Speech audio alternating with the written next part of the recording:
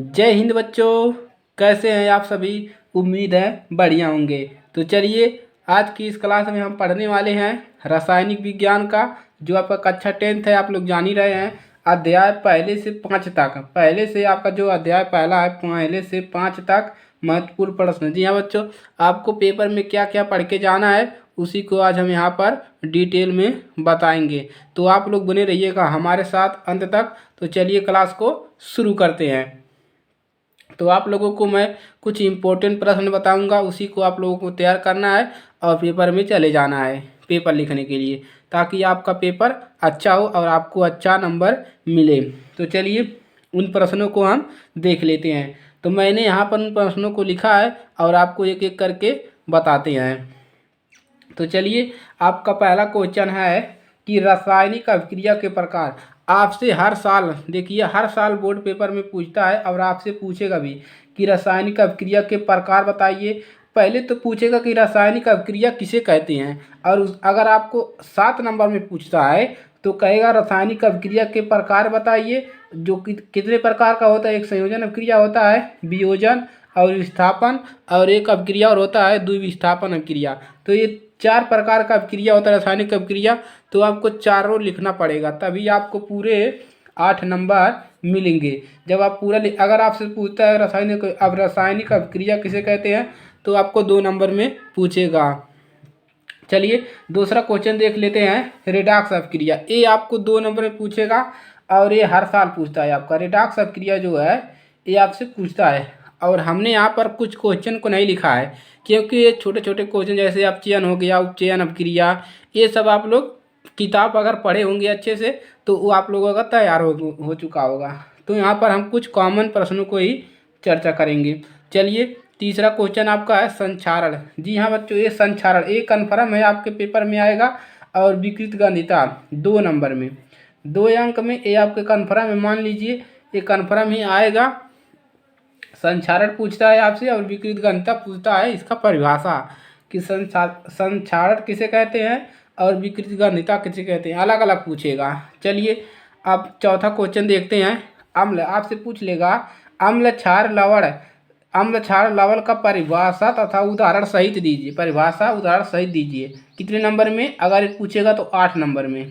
अगर आपसे पूछ लेगा अम्ल क्षार लवण तथा उसका परिभाषा उदाहरण सहित दीजिए, आपको उदाहरण सहित इसका परिभाषा लिखना पड़ेगा। इसमें का एक एग्जाम्पल, इसका परिभाषा, इसका एक उदाहरण, इसका परिभाषा, इसका उदाहरण, और आपको पूरे 8 नंबर मिलेंगे। अगर आपको ये पेपर बन जाता है तो आप लोग लकी रहेंगे, क्योंकि यहीं से आपके प्रश्न बनने वाले हैं।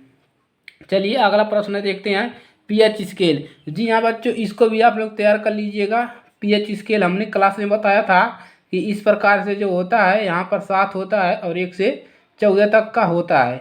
1 से 14 तो ये क्षारी होता है, ये अम्लीय होता है इधर का। 1 से 7 के अंदर में अम्लीय होता है और 7 से 14 क्या होता है, क्षारी होता है। तो आप लोग इसको तैयार कर लीजिएगा। चलिए अगला क्वेश्चन है आपका विरंजक चूर्ण विधि, गुण, उपयोग, और इसका जो आपका सूत्र होता है विरंजक चूर्ण का, CaOCl2 होता है। ये मोस्ट इम्पोर्टेंट है, इसको मोस्ट इम्पोर्टेंट कर लीजिए इसको। ये आपके पेपर में आएगा। कितने नंबर में हो सकता है? ये 5 नंबर में दे, और 5 नंबर में दे सकता है या 3 नंबर में दे सकता है। तो आप लोग इसको तैयार कर लीजिएगा। विरंजक चूर्ण विधि, गुण, गुण और उसका उपयोग है, इसी में आपका आ जाएगा। तो आप लोग इसको तैयार कर लीजिएगा। अब चलिए अब बात करते हैं बेकिंग सोडा। बेकिंग सोडा भी आपका पूछता है। ये भी कितने नंबर में पूछेगा? 5 नंबर में पूछेगा। कि बताइए बेकिंग सोडा का रासायनिक नाम पूछेगा। यही आपका देखिए, इसका भी 1 नंबर में पूछ लेगा कि विरंजक चूर्ण का रासायनिक नाम। तो रासायनिक नाम, इसी को रासायनिक नाम भी कहते हैं, ये आपके याद रहेगा। तो ये विरंजक चूर्ण का रासायनिक नाम है और ये बेकिंग सोडा का रासायनिक नाम है, यही NaHCO3। तो आप लोग इसको कंफ्यूज मत होइएगा इसमें, कि रासायनिक नाम अलग नहीं होगा, यही सूत्र इसका होगा। चलिए अब अगला देखते हैं, धामन सोडा। धामन सोडा आपसे पूछ लेगा, इसका सूत्र पूछ लेगा, और ये आपका पूछेगा धामन सोडा का रासायनिक नाम, गुण, गुणधर्म और उपयोग लिखिए। आपको इतना पूछेगा तो 5 नंबर में पूछेगा। और आप लोग अगर इसका सूत्र पूछता है तो 1 नंबर में टिपिकल में पूछेगा। चलिए अगला क्वेश्चन देते हैं, प्लास्टर ऑफ पेरिस। इसको एकदम ये मान लीजिए 100% आइबा करेगा। प्लास्टर ऑफ पेरिस 100% आएगा। प्लास्टर ऑफ पेरिस रासायनिक नाम, गुणधर्म, बनाने की विधि और इसका उपयोग है, तीनों करके एक ही में पूछेगा। और इसका सूत्र आप लोग को कन्फर्म होना चाहिए, 1 नंबर में ये जरूर आएगा। इसका सूत्र होता है CaSO4 और CaSO4 का होल ट्वाइस, इसको होल ट्वाइस कहते हैं, इंटू H2O, इसको आप लोग याद रखिएगा। और जो जिप्सम का सूत्र होता है, जिप्सम के सूत्र में यहाँ पर 2 होता है, यहाँ पर डॉट के आगे 2H2O होता है, और इसमें जो होता है आपका प्लास्टर में वो 2 नहीं होता है, तो इसमें आप लोग कंफ्यूज मत होइएगा। चलिए 10वां क्वेश्चन आपका संक्रियता श्रेणी। संक्रियता श्रेणी क्या होता है, इसको आप लोग तैयार करके जाएंगे, ये भी पूछता है पेपर में। चलिए अगला क्वेश्चन देखते हैं, इलेक्ट्रॉनिक विन्यास और बिंदु संरचना। अभी हमने पिछली क्लास में ही अभी हमने करवाया है इलेक्ट्रॉनिक विन्यास और बिंदु संरचना, अच्छे तरीके से पढ़ाया है। अगर आप लोगों ने नहीं तैयार किया है तो पीछे की क्लास आप लोग देखकर उसको तैयार कर लीजिए। हमने वहाँ पर इलेक्ट्रॉनिक विन्यास कैसे निकालना है, कैसे पेपर में लिखना है और बिंदु संरचना कैसे बनाना है, ये सब यहाँ पर चर्चा किया है, तो आप लोग इसको तैयार कर लीजिएगा, ढेर सारा एग्जाम्पल तैयार कर लीजिएगा। चलिए अगला क्वेश्चन देखते हैं, खनिज तथा अयस्क में अंतर।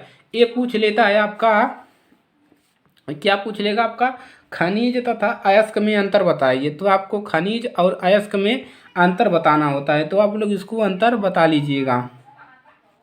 इसका क्या होता है कि सभी अयस्क जो होते हैं खनिज होते हैं, और सभी खनिज जो है अयस्क नहीं होते, इसी प्रकार से कुछ करके इसका परिभाषा है, तो आप लोग देख लीजिएगा।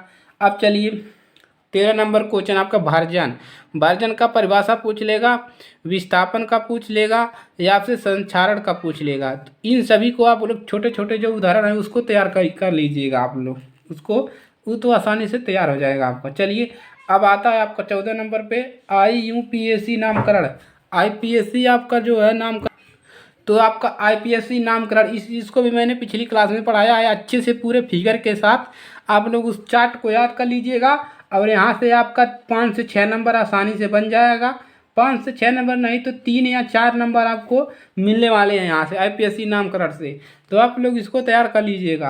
अब चलिए अब 15 नंबर क्वेश्चन बात करते हैं, डाबेराइनर के त्रिक सिद्धांत। डाबेराइनर के जो होता है डोबराइनर, उसका त्रिक सिद्धांत क्या है, आप लोग उसको तैयार कर लीजिएगा। ये इम्पोर्टेंट है आपका, मोस्ट इम्पोर्टेंट। आप देखिए न्यूलैंड का अष्टक नियम, ये इसको इम्पोर्टेंट कर लीजिए, वेरी वेरी इम्पोर्टेंट। न्यूलैंड का अष्टक नियम ये हर साल पूछता है बच्चों, ये हर साल आपके पेपर में पूछेगा और इस साल भी पूछेगा, तो आप लोग इसको तैयार कर लीजिएगा, न्यूलैंड का अष्टक नियम। अब चलिए अगला क्वेश्चन देखते हैं, मेंडलीव की आवर्त सारणी। लास्ट क्वेश्चन आपका है मेंडलीव की आवर्त सारणी, ये कन्फर्म है आएगा, इसको आप लोग तैयार कर लीजिएगा कि मेंडलीव का आवर्त सारणी क्या होता है, उसके बारे में लिखना आएगा। ये आएगा तो अगर 5-5 नंबर में आएगा, 5 में आए या 3 नंबर में आए, 2 नंबर में नहीं आएगा, ये 5-5 में आएगा। और ये आपका 1 नंबर 2 नंबर करके आएगा, आपको इसी में 5 को दे देगा, 5 नंबर का दे देगा, कहेगा इसका IPSC नाम लिखिए, 3 नंबर का देगा, 3-4 की दे देगा। तो इसी प्रकार से आपको तैयार कर लेना है। अभी इसमें और आपके क्वेश्चन है छोटे छोटे, उसको भी आप लोग तैयार कर लीजिएगा अपने हिसाब से, जिस प्रकार से आप लोग तैयारियां करते हैं। तो आज के लिए सिर्फ इतना ही, और इन सभी क्वेश्चन को आप पढ़कर जाइए और पेपर में अच्छा मार्क्स लाइए। तो आज के लिए सिर्फ इतना ही, और अगर ये क्लास अच्छी लगे तो वीडियो को लाइक कर दीजिए, और नए स्टूडेंट हैं तो चैनल को सब्सक्राइब कर लीजिए। तो मिलते हैं नेक्स्ट क्लास में, और अपने दोस्तों के साथ शेयर करना मत भूलिएगा, ताकि उनको भी इस टॉपिक के बारे में पता चले कि हमको क्या क्या पढ़ के पेपर में जाना है। तो चलिए मिलते हैं नेक्स्ट क्लास में, तब तक के लिए जय हिंद जय भारत। पढ़ते रहिए और अपना नाम रोशन कीजिए और अच्छा मार्क्स पेपर में लाइए। चलिए मिलते हैं नेक्स्ट क्लास में।